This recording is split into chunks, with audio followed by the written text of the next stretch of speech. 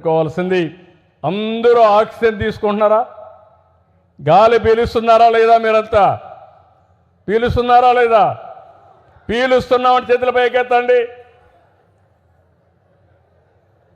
మళ్ళా గాలి వదిలిపెడుతున్నారా లేదా? అంటే ఆక్సిజన్ తీసుకుంటున్నారు, కార్బన్ డయాక్సైడ్ వదిలిపెడుతున్నారు. మళ్ళా కార్బన్ డయాక్సైడ్ని ఆక్సిజన్గా కన్వర్ట్ చేసేది చెట్టు, అవునా కాదా?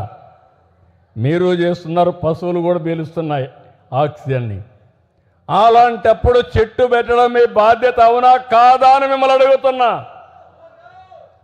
అవును అంటే గట్టిగా చప్పట్లు కూడా చెప్పండి అవునని.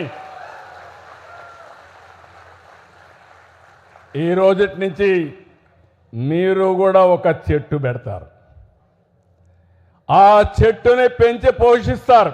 ఆగస్టు 15 లోపల, లేకుంటే ఇంకొక వారం లేట్ అయినా కూడా ప్రతిరోజు ఆ చెట్టును చూస్తారు. మీ సంకల్పాన్ని మళ్ళా గుర్తు చేసుకుంటారు.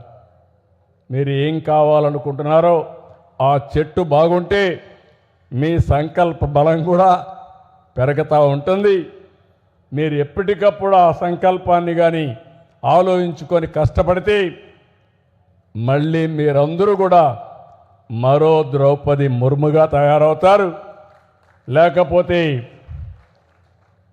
ఒక అబ్దుల్ కలాంగా తయారవుతారు.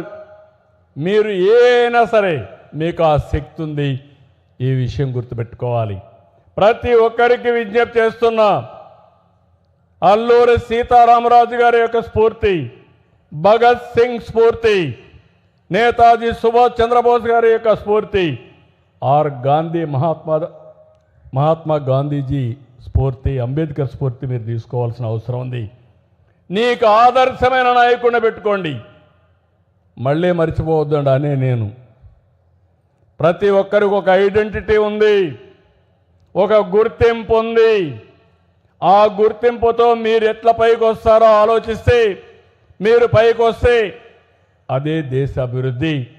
మీరు 10 మందికి సహాయపడితే అది విస్తృతమైన అభివృద్ధి.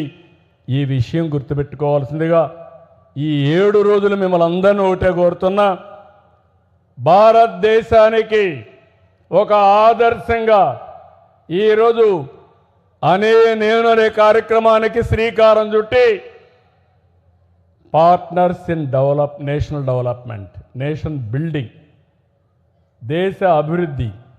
దేశాభివృద్ధికి మనం పనిచేయాల్సిన అవసరం ఉంది. ఈ 2 విషయాలు మీరు కొంతమంది అంటారు నాకు అవకాశం ఏముందని. ఏదో ముఖ్యమంత్రిగా ఉంటేనే పని కాదు, మంత్రులే కాదు, ఆఫీసర్లే కాదు, మామూలు వ్యక్తి కూడా వాలంటరీగా స్వచ్ఛందంగా ఏ పని కావాలన్నా చేసే శక్తి మీకుంది.